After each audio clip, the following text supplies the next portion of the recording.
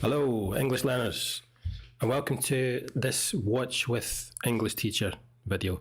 If you're new here, which you probably are, I'm Derek, I'm an English teacher, and I started this channel to help learners like you understand native English speakers, because it's a big problem for many learners.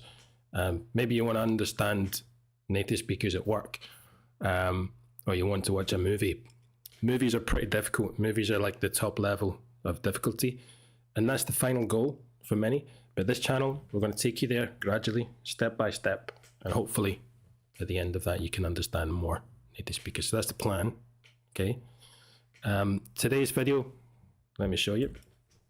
It's from this creator. He started 1 month ago. He's got one video and he already has 2.6 million views. I've already watched it. It's a good video. I consider this a B1 level. So B1 level is low intermediate. I consider it low intermediate because A, it's a documentary, and documentaries usually use some language closer to the written language. So it's not so much spoken informal language, it's written relatively formal, which makes it easier to understand. It's also usually slower. So for somebody at a B1 level, maybe you're just starting to watch videos in English, this is a really good place to start. So it's a documentary. Also, it has English subtitles. And English subtitles with English audio for most learners is the best combination. So let's begin. So I'm going to watch it with you. I'm going to help you understand the difficult bits. At the end of the video, consider how much did you understand? What percentage? So if it's over 90%, this is perfect. Okay, 90% comprehension, this is the perfect level for you. If it's under about 80%, maybe you can continue with this level, or you can try something easier. And if you've got a higher level than that, I'll talk to you about that at the end of this video, but let's begin. Okay, full screen.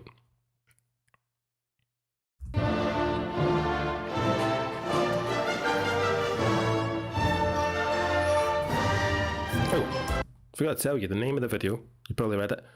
How did the world get so ugly? How did the world? My accent, I'm from Scotland, and we pronounce world with 2 syllables. Okay, English people will say world. I say world.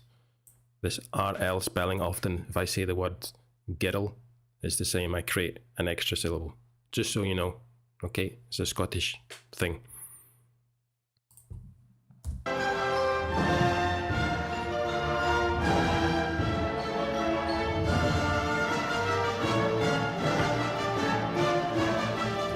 Let me check, actually, the subtitles on? They are, okay, so we've got UK subtitles, perfect.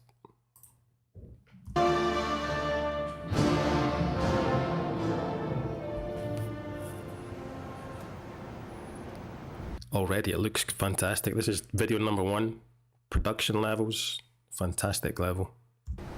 I'm by the River Thames in London. Now it's a charming place where tourists love to come. Charming. Very pleasant, very nice. You're like, this is lovely. This is charming. The Thames, often you read it and it sounds like Thames, but it's Thames. Don't know why. That's how we say that river. But why do they love coming here?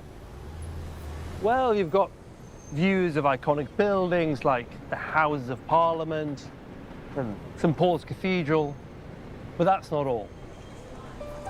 Have a look at this. It's a typical modern lamppost. Do you like it? Well, No. It does its job, but not much else. Over here, at another lamppost, it does its job and a little bit more. Yeah, big difference. It's details like these help make this such a charming place to be. But these 2 lampposts don't just look different.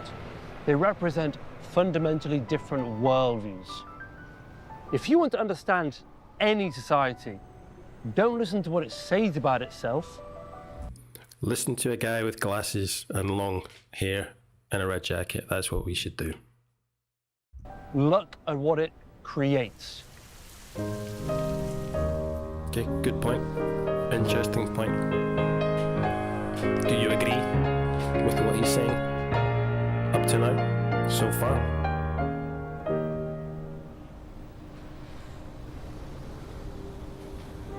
London's little lanes are charming now, but 150 years... So a lane is exactly where he is now. This is a little street, and we can say it's a lane when it's very small.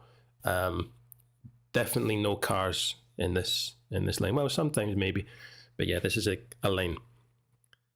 Years ago, in places like this, you'd have had whole families crammed into these tiny rooms without... You can probably understand this from the context, but to be crammed into something is a lot of things or objects or people in a small place. So it's crammed, it's difficult to get inside. So I can, if I wanted to, I'm not going to because there's water in here, but I could cram, I don't know, sweets, okay, candy in here until it's completely full. So whole families crammed into these tiny, tiny rooms. Running water. There would have been open cesspits spilling down the streets. And So cesspit, let me check the dictionary. Okay, but in my mind, this is like, it's just a extremely dirty, a hole full of dirty things. So excrement, shit, piss, everything. What does it say? A pit. So a pit is like a hole for receiving wastes. So sewage is usually shit, piss, everything that goes in the toilet. So I've been open cesspit spilling. So to spill is usually a liquid. So if the water comes out of here, I don't want it to, it's going to spill. So if the water comes out, it spills out. So imagine the cesspits are spilling down the streets. All this sewage, all this shit coming down the streets. The stench is a very bad smell. Oof, there's a stench there. So the sewage, there's a very strong stench from the sewage. And the sewage is shit, piss, everything that goes into the sewer system. stench of sewage boiling in the midday sun would have been unbearable. The whole city stank. Yeah, stink, stank, stunk. The whole city stank. Past simple. Bad smell. It stinks. It stank in the past. It wasn't only horrible to live in, but genuinely dangerous.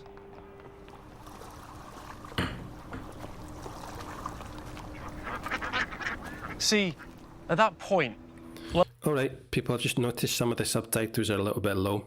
I'll check this, okay? In fact, tell you what, I'm going to move the video slightly. Apologies, you can't read these subtitles.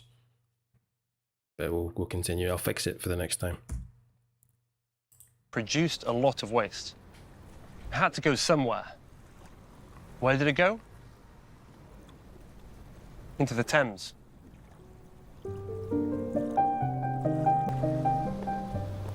Something had to be done. And it was an engineer called Joseph Bazalgette who stepped in to construct London's new sewer network. So to step in, the way he used this is like to go into a situation, to offer your services. I stepped in, or he came in to help. He came in to offer a service. Just double check if this is a phrasal verb, if it means this in the dictionary. Yeah, to intervene or to involve oneself, especially dramatically or at a senior level. So this is true. So this engineer stepped in to solve London's sewage problem. 19th century. Sewers, which still carry London's waste today, rushing beneath me at this very moment. And he also constructed this embankment that I'm standing on to replace what was essentially a stinking swamp filled with... Okay, so embankment is the only time I've seen this word used is exactly that place he's talking about in London. So it's like, so they created a bank. So a bank, one of the meanings of bank is like they create a small hill next to a river or the sea that stops the water spilling or flowing. So a big bank, an in bank maybe. They've made a noun from the verb to embank. It's just like a wall. They've made a wall to contain the river. Next line, a stinking. We talked about that. Stinks. Okay, this is an adjective. A stinking swamp. A swamp is a very wet place. It's ground with a lot of water in it. So in Spanish it's pantano, but it's a swamp filled with rubbish, human waste, and eels. Eels are a long, thin fish, but they don't have fins. Okay, and it's like a snake. It's like a snake, but it's not a snake. It's an eel. I don't know why Londoners are famous for eating eels. Don't know why. Rubbish and human waste and eels. It's impossible to calculate how many lives he saved, how many millions of lives he improved. And he's commemorated here at a memorial that no one ever stops to look at. I mean, to be fair, it's not the sexiest claim to fame. It's not the sexiest achievement, is it? I mean, okay, well done, important job. But yeah, I suppose there's a lot of history around us and monuments that we don't really know the story. So there's so much of the majority of history we don't know the story. We don't know why the streets we live on and we walk on, we don't know how they came to be. Anyway, sorry, excuse my philosophical thoughts.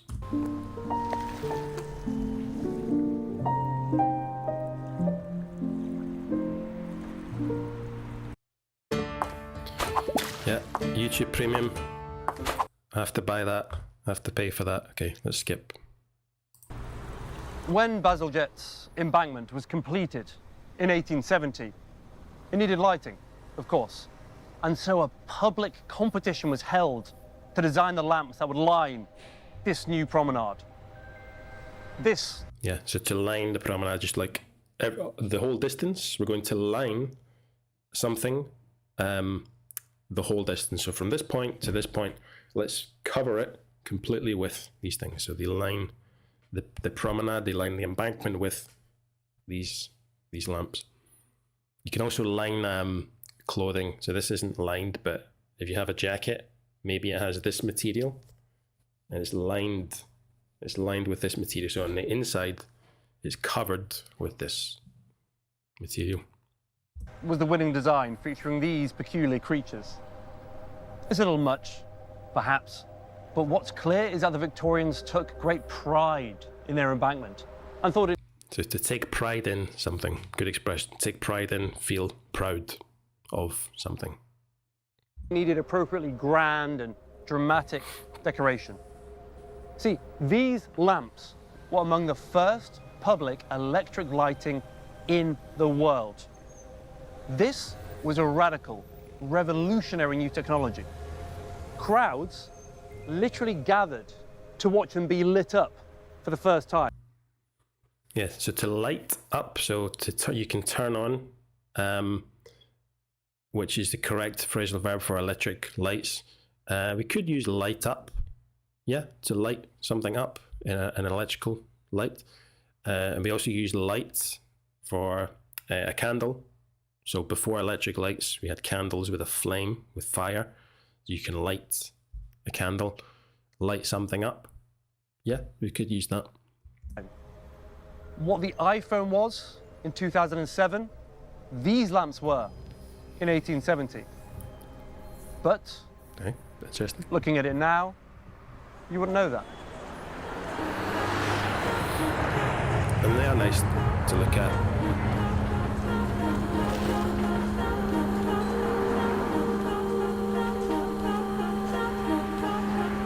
Those lampposts don't look modern to us now. They look quaint and old. Okay, quaint and old-fashioned. Quaint is exactly that. It's something that looks old and maybe kind of funny, like, but look at that, it's old, it's quaint. So maybe we take it less seriously. So if you look at an old mobile phone, I don't know, a Nokia from the year 2000, that's quaint because it's old and maybe not as functional, not as good as today's things. So it's quaint. It's nice. It's funny, but it's old.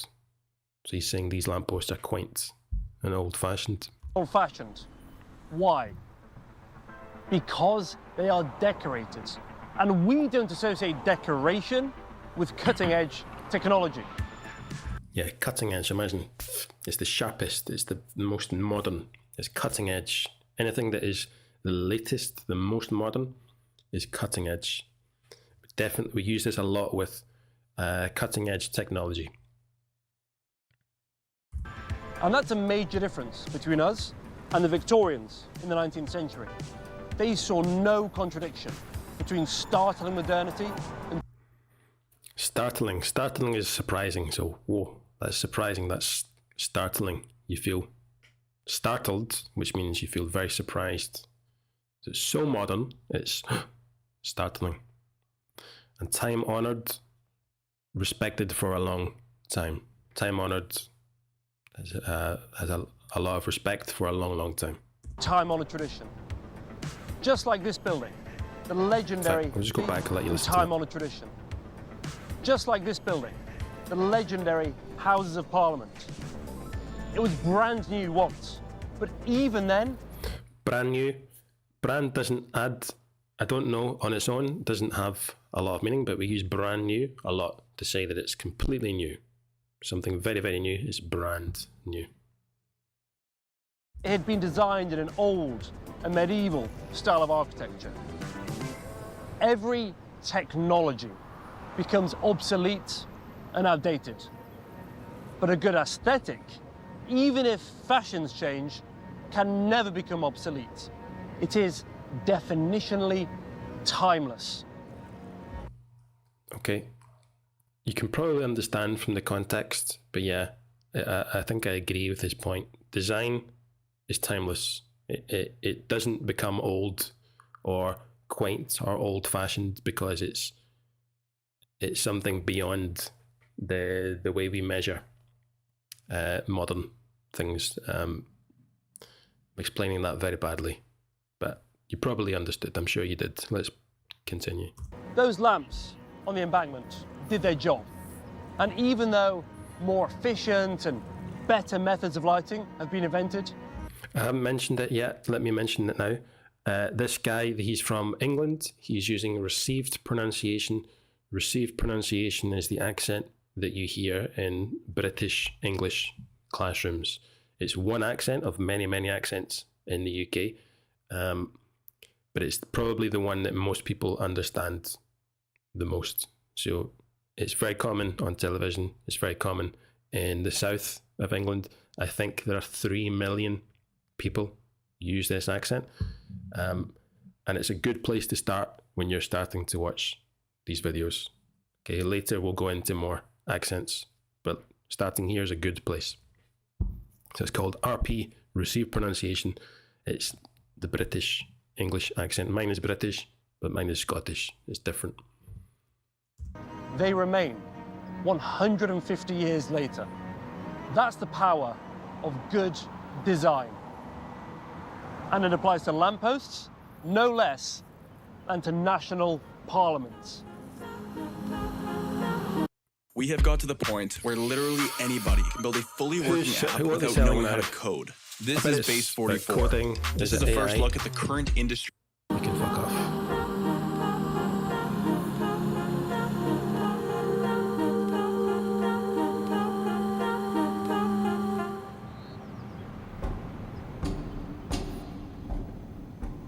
And so here, in the Houses of Parliament, everything we've been talking about comes together at last.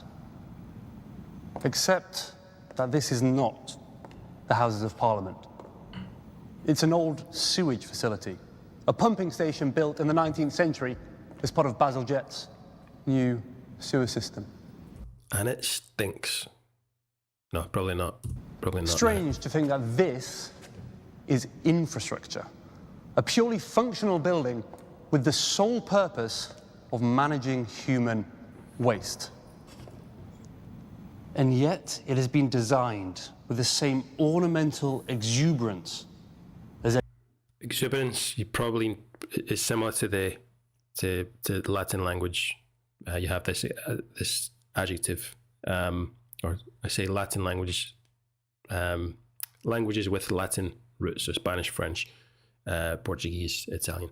Exuberance, very, spectacular, okay, with a lot of energy. Exuberance, let's design this, let's make it incredible. Any church or palace. Why? Well, people worked here. And why shouldn't people who work in sewers also have a beautiful place of work? That is how the Victorians thought. That was nice. That was but nice. But there's more. There was also a sense of pride. A belief that what they'd done here was worthwhile. In my opinion, that was the real reason. It was more them saying, let's show the world. We are proud of what we can do. Let's build it. I don't think they cared what the workers felt when they're working there. The labor laws, the labor conditions were quite bad at the time. It meant something. And the result, over a century later, is that this place, a sewage facility, is now a museum, a tourist destination. If you want to know what any society really believes in, just look at how they design their sewers.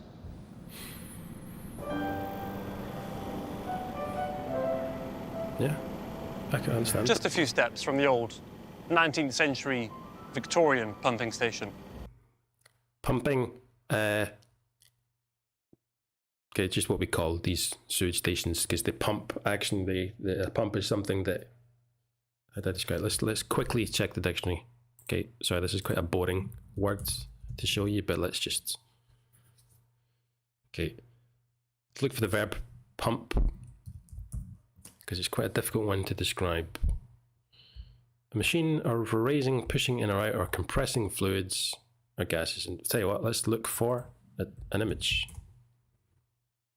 Okay, this is pump, so it can remove water from a place, it can remove liquids. So I think the sewage, if the sewage is down here, the pump can bring it, can suck it out of the hole to another place. So that's a pump. Okay, back to the video. Which has now been decommissioned. Is the one built to replace it? It's not bad, I suppose. But it was very clearly not built by the same society, or at least not by a society with the same views about architecture and design. Will this, like the original, be turned into a museum? Maybe. In any case, I imagine that it is more functional and that it was more convenient to build and to design. Convenient.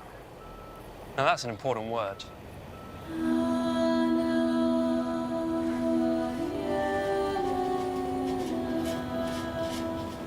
Look at this air conditioning unit. I think it says more about the modern world than anything else. Do you know what? I think this is actually a really good point. It's true. I look outside, I can look out the window now and I can see air conditioning units, and there's no exception. They're always ugly. They always change. They always worsen. They always ruin the aesthetic of a building. And it's amazing that we haven't found a way to make them more aesthetically pleasing or more aesthetic. Anyway. More than phones or social media, it's a miraculous technology, one that has changed the world and improved billions of lives. Hence, we stick them literally. Hence, this is quite a formal word that means therefore. Quickly check the dictionary, because it's one of those words that's quite difficult to describe. Probably a translation. In Spanish, I would say it's por ende, something like that. For this reason, there you go. For this reason, we stick them, we put them, we stick them. Stick is just another way to say put in this case. has changed the world and improved billions of lives. Hence, we stick them literally everywhere. But it's ugly. Ugly because it doesn't seem to express any belief in the idea that ordinary things can also be beautiful. But worse than ugly, it's boring. Now, it would certainly be a bit more... And noisy. Noisy in the summer, especially if you live in a lane or a small street. Those fucking air conditioning units can keep you awake at night. Expensive to make it prettier. Take a little time and care and attention. But these days, it seems that we would rather make more money to make things look pretty. And maybe that's okay. Diabetes, coronary disease, autoimmune diseases, obesity, cancer. Are these adverts for me? Are they telling me something? No. Okay, let's skip.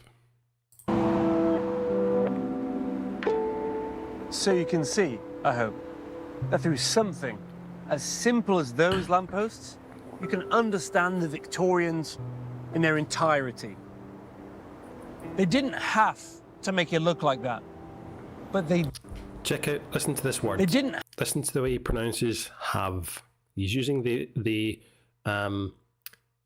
sense of obligation, have to. And it's a very clear F, not a V, it's a have to. Have to make it look like that, but they did. Now, you might... I should mention that's normal. That's the way you pronounce that. Have to. not think it's beautiful. I don't think it was supposed to be beautiful. It was just supposed to be pretty, at least interesting, at least not boring. Yeah, And that one is boring. In itself says an awful lot.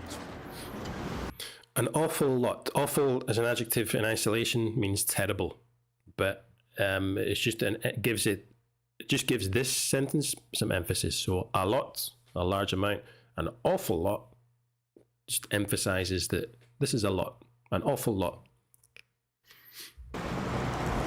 So it doesn't have the meaning of bad in this sentence. It just means more.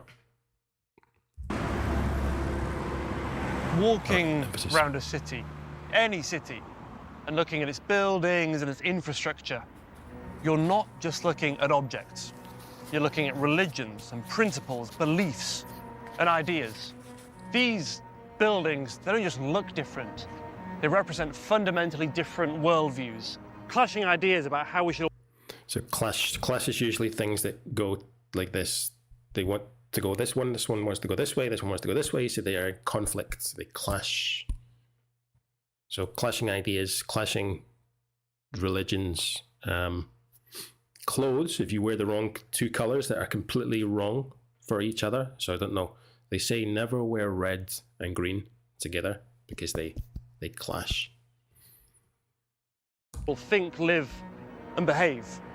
And those skyscrapers say the same thing as our air conditioning units and sewage plants, that we have become a society of convenience above all else. Absolutely. Absolutely we have.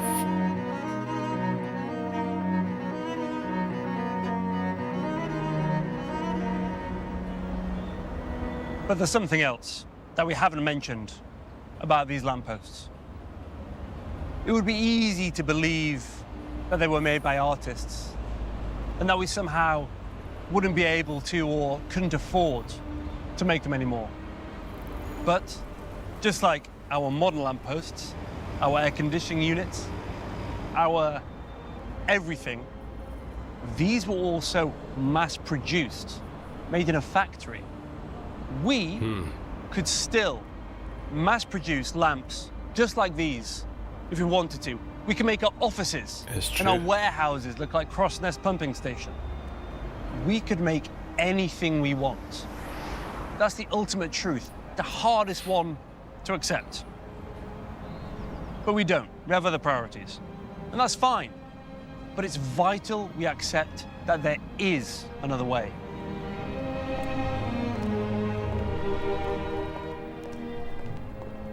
Modern design tells the truth very loudly, that we are technologically superior and very efficient, but also a little bit boring and unimaginative. And it says that we no longer believe in the idea of ordinary beauty, or in the idea of a public that deserves ordinary beauty.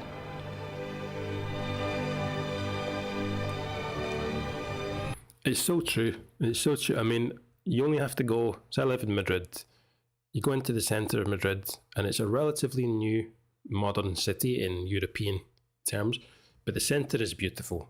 Old buildings, all the buildings are beautiful. The houses, the flats, the public buildings, and you come out to the areas that were constructed in the 20th century and it just starts to turn to shit. And that story is just a common story, I think, in probably around the world, but certainly in Europe or the places where I've lived. So in the UK, it's the same.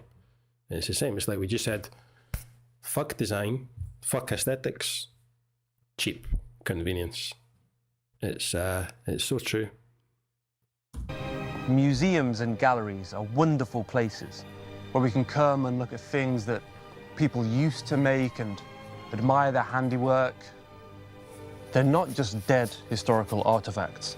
These are living echoes of different...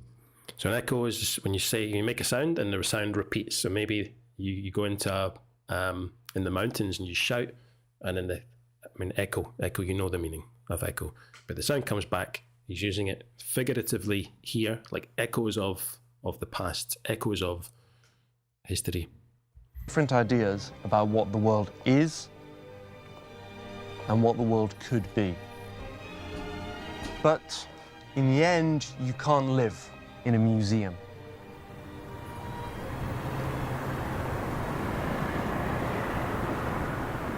Now, why things have changed is a significant question, but that's for another time. And for another video. For now, what's important is to realize that things clearly have changed, and that we've learned this just by looking at all the ordinary objects around us. Now, this isn't about past versus present. It's about learning from the past in order to improve the present. And what the Victorians can teach us is that even ordinary, useful things can also be beautiful.